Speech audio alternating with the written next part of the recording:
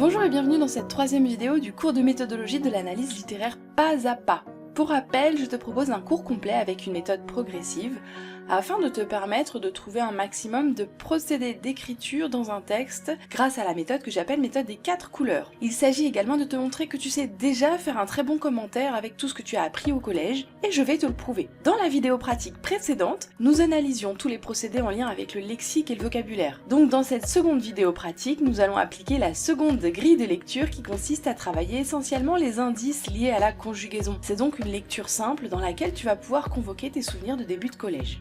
Il s'agit de la seconde étape qui te permettra de dégager rapidement les enjeux de l'énonciation dans le texte ainsi que sa temporalité. Si tu es prêt, c'est parti. Je te rappelle que nous nous entraînons à partir d'un extrait de la pièce de Musset On ne badine pas avec l'amour, la célèbre et dernière tirade de Perdiccas.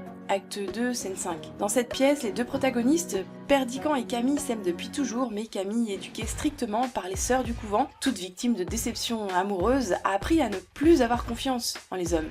Elle a donc pris la décision, malgré son amour pour Perdiccas, d'y retourner et de vouer sa vie à Dieu. Dans cette tirade, Perdiccas tente de l'en dissuader de façon éloquente et subtile. Je te rappelle que nous cherchons à identifier tous les procédés en lien avec la conjugaison. Prends le temps de mettre la vidéo sur pause et de chercher d'abord par toi-même l'ensemble de ces procédés. La première remarque que tu auras probablement envie de faire concerne les modes. Dès la première phrase, on surligne en vert impérativement les impératifs présents qui ouvrent la tirade de Perdiccas.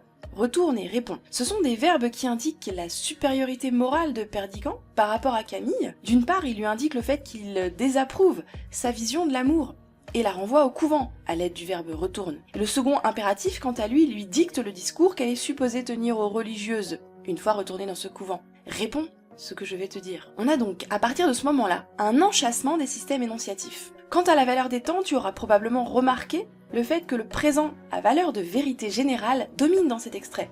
Il y a, les hommes sont, le monde n'est que. On remarque d'ailleurs la présence des tournures et pronoms impersonnels, il y a, ou encore le pronom on, à valeur généralisante.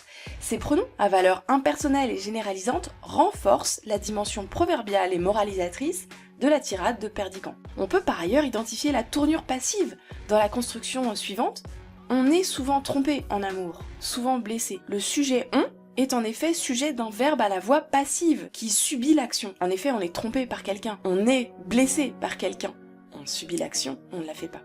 Ainsi, même si le complément d'agent n'est pas exprimé, la voix passive souligne l'intensité des passions qui dominent et soumettent l'individu et la raison. Le passé composé, quant à lui, que l'on trouve en fin d'extrait, j'ai souffert, je me suis trompé, mais j'ai aimé, j'ai vécu, va s'opposer au présent de vérité générale, on aime. Il figure également la dimension achevée de la souffrance vécue qui n'est plus ressentie. L'analyse des temps et des modes nous a permis de dégager le système énonciatif de cette réplique ancrée dans la situation d'énonciation puisque l'on est au théâtre, comme l'indiquent également les temps dominants présent, passé composé et futur, qui sont les temps du discours. Cependant, le système énonciatif de cette tirade est assez subtil puisque Perdiccas propose un discours que Camille est supposée répéter aux religieuses. On a comme un discours enchâssé donc. Mais c'est finalement, tu l'auras bien compris, un stratagème oratoire qui permet à Perdiccas de transmettre à Camille ce qu'il considère comme une leçon de vie. Ainsi, à l'aide de cette tirade moralisatrice, Musset, à travers Perdiccas, expose sa vision romantique de l'amour. Et voici, tu viens de relever et d'analyser efficacement les principaux procédés en lien avec la conjugaison. Tu vois, c'était simple et assez rapide. Il nous reste maintenant 2 lectures à effectuer afin de te garantir une analyse très complète du texte et de ses enjeux. N'oublie donc pas d'aller voir immédiatement la prochaine vidéo et à très bientôt pour de nouvelles astuces de méthodologie.